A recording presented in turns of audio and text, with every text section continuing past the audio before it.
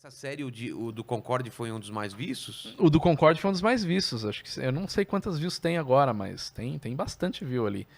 E eu conto a história dele, por que ele começou, né?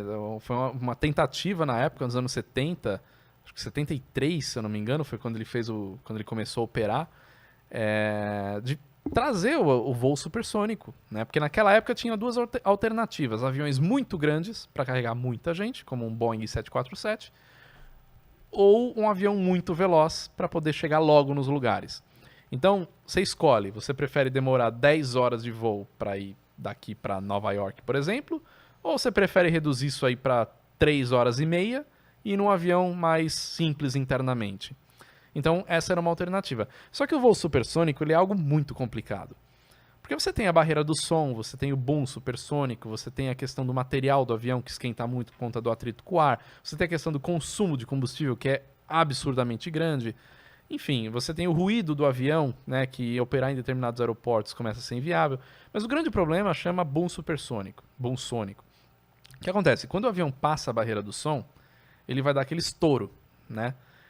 Só que isso não acontece quando ele passa a sua barreira do som. A partir do momento que ele está supersônico, todo lugar que ele passar vai ouvir um estouro. O pessoal de fora. O pessoal de fora, de dentro você não ouve nada. Ah, é? Dentro você não ouve nada. É uma onda de choque que se forma ali. O que isso quer dizer? Apesar do avião estar voando muito alto, se você pensar em distância, o Concorde voava, não sei se era 50 ou 60 mil pés, acho que era 60 mil pés. Não tô lembrado agora. Pessoas que puder me lembrar aí se é 50 ou 60, me ajuda. Mas vamos dizer que é 60 mil. Isso dá 20 mil metros. Isso dá 20 quilômetros. 20 quilômetros é muito perto. Perto? É perto. Se você pegar uma distância de 20 quilômetros, Tá. é perto. Né? Então fala, nossa, ele tá voando muito alto. Mas em relação à Terra, ele tá alto, mas a distância não é muito grande. Entendi. Isso quer dizer o seguinte, o boom supersônico vai ser ouvido em 20 quilômetros. Independente dele esteja voando a... Se ele passasse por aqui, qual seria a sensação que a gente Você teria? ia escutar um boom, não um boom. Mas tipo um tiro? Um Mas estampido, né? estampido. Um estampido. Isso é incômodo. E isso pode quebrar a janela, disparar alarme de carro, porque um estampido é uma bomba, né? É. Então, qual foi o problema que começou a acontecer? Aonde você vai voar com um avião desse? Se você fizer um voo costa a costa nos Estados Unidos, Los Angeles, Nova York, toda a rota que esse avião passar supersônico em cima do território americano inteiro vai ouvir esse estampido a hora que ele passar. Então isso é muito incômodo. Como é que você vai colocar vários aviões fazendo isso? Mas, por exemplo, os caças são supersônicos. São supersônicos, mas tem limitação de voo supersônico. tem? Você não pode voar supersônico em qualquer lugar. Ah, tá. Né? Então isso restringiu bastante a operação do Concorde. Só que não só isso, né? Isso é um dos motivos. Mas o Concorde, basicamente, a conta não fechou. Então o que aconteceu com o Concorde? Ele foi uma ideia ótima que não deu certo. A conta não fechava, o ticket começou a ficar muito alto. Aí veio um negócio chamado crise internacional do petróleo nos anos 70.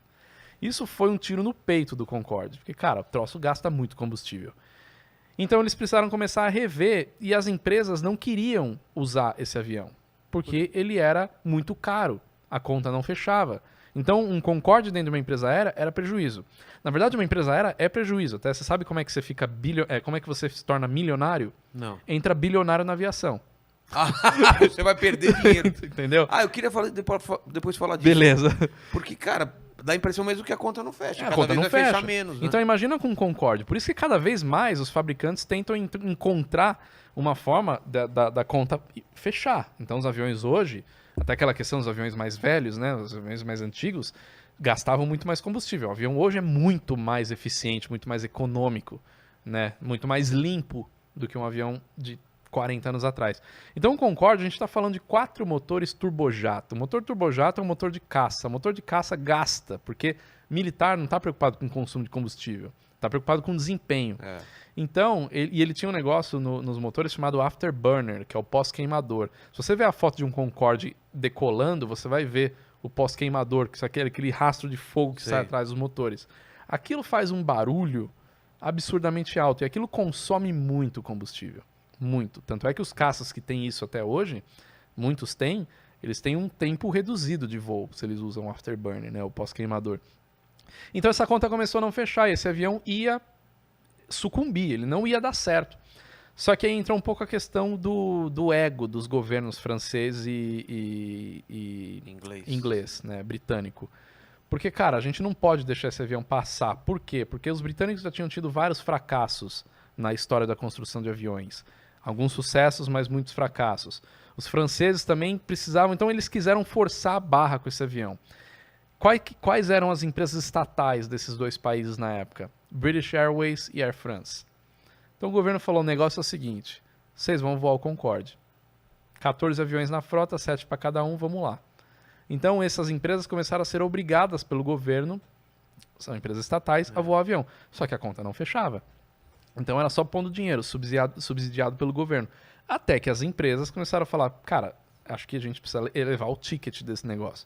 O que eles fizeram? Jogaram as passagens lá pra cima, criaram um puta glamour dentro do avião, champanhe, escargot, caviar, não sei o quê. Só quem pode pagar voa. Aí a conta começou a fechar um pouco mais, né?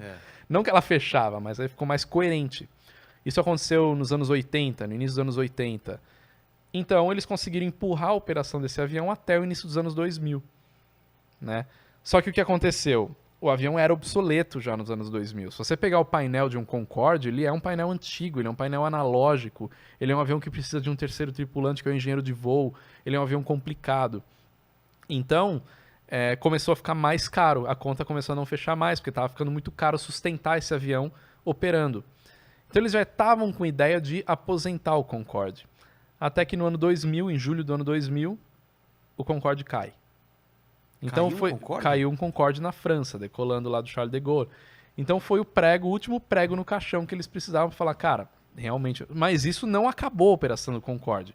O Concorde ficou sem voar durante um ano, ele voltou a operar, por incrível que pareça, no dia 11 de setembro de 2001.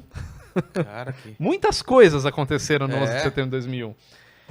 Só que eles conseguiram empurrar aí mais um ano e pouco de operação, até que chegou e falou, realmente não tem como sustentar, o avião não se paga mais. E ele ficou restrito a 2 rotas só, Nova York e Paris, Nova York e Londres.